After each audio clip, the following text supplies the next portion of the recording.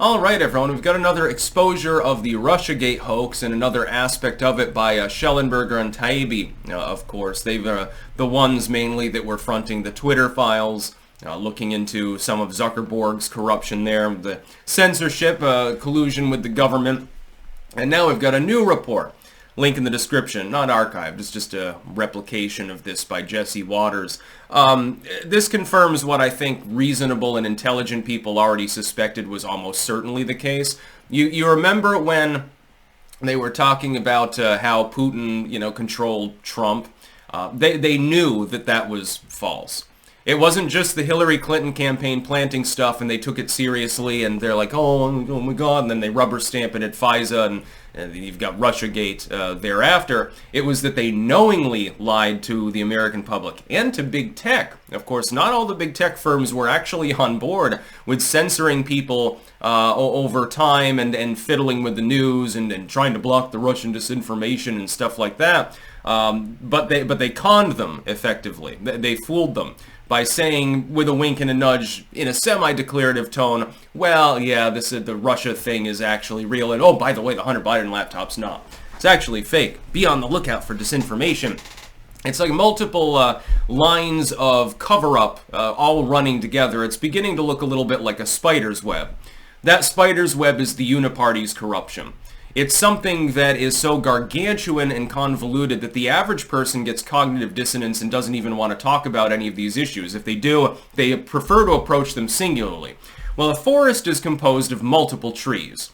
These are the people that they don't want to fathom the size of the forest. It's just too much for them, too much sensory overload. So they're looking at one tree, or a shrub or something. Or in the case of them looking into Hillary Clinton's corruption, they're looking at a big clump of crabgrass. Or some other noxious invasive species that crowds out your garden despite your best efforts. This is important, though, because Brennan himself is named here. And he knew that the claim that Putin wanted Trump over Hillary was false. Indeed, Putin expressly, behind closed doors, and they knew, keep in mind, they knew this. They knew this at the time. They knew this when Russiagate broke through in the first place.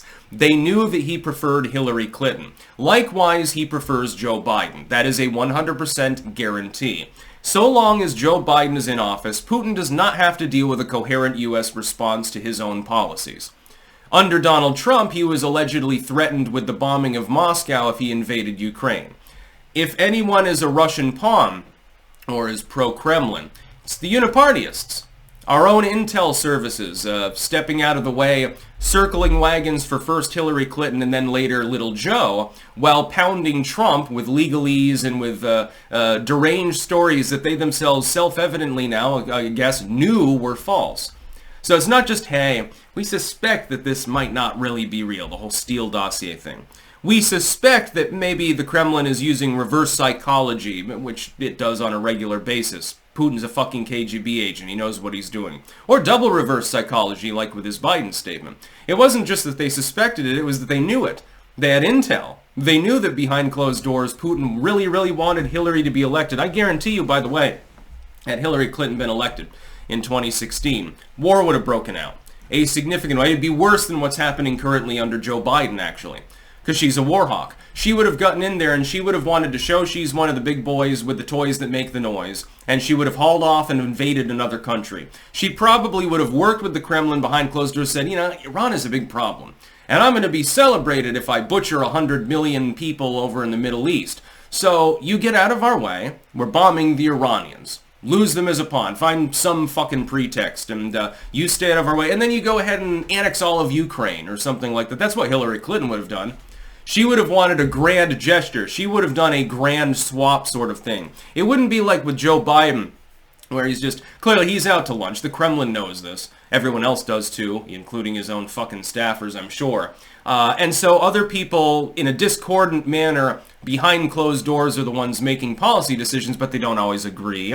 There's going to be court intrigue and backstabbing and sabotage and all of these other things because that's the way that a lot of people are, especially people that ascend to the higher rungs of power. There's no strong central figure to actually create a comprehensive singular policy.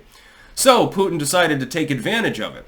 Hillary Clinton's policies arguably would have been worse. This is one of the reasons I said that I voted against her.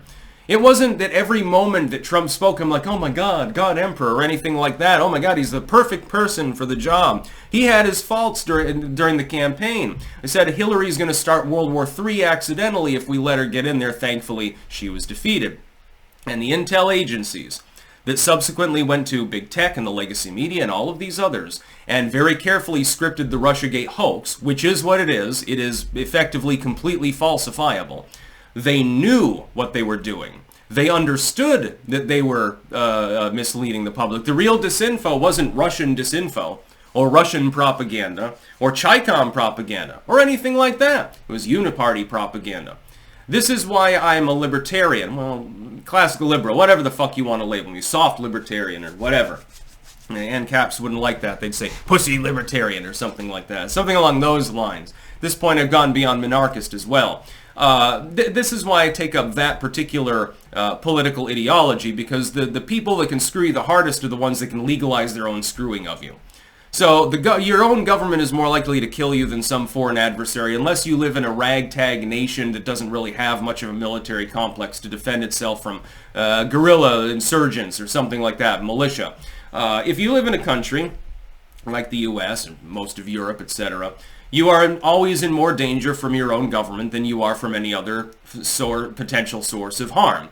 It's just the way that it is. And we see one of the aspects of this in the wake of Obama getting rid of the prohibition on the U.S. government using domestic media for propagandistic purposes.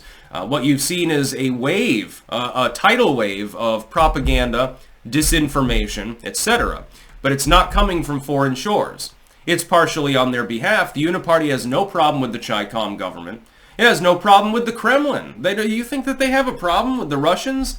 They're competitors. They're not really enemies. These people all party together anyway. They see the real threat as the American people at large, adopting populism or classical liberalism and reforming the system so that the people at the top can abuse them less. That's what they really fear. They want their party to continue going. They want their limitless control to continue being a thing. They don't want to have to constrain themselves. These people go to rape islands and shit like that and do the craziest things in the world. Do you think that they want to be restrained by the legal system they very carefully tailored with differential enforcement to defend themselves against the proles? Of course not. They knew that they knew that they were lying. It's not just that their big thing was, oh, we were taken unawares. We have the chain of command sort of broke down with regards to our judgment about that FISA warrant. And you had the deputy AG at the time. He claimed that he couldn't remember if he even read the thing before he rubber stamped it. And you have the fall guys at the lower level, mid-ranking FBI agents, and Steele was a foreign spy and all of these other things. They claimed ignorance. They said, well, we're really, really sorry about accidentally fucking with the 2020 election with propaganda. But we didn't know any better. None of us knew. When we signed the intel letter, we totally thought we were right. We had every reason to believe it. We had our intel agents. They were telling us, okay, Russia's involved with the 2016 and 2020 elections, trying to influence things. We thought it was real.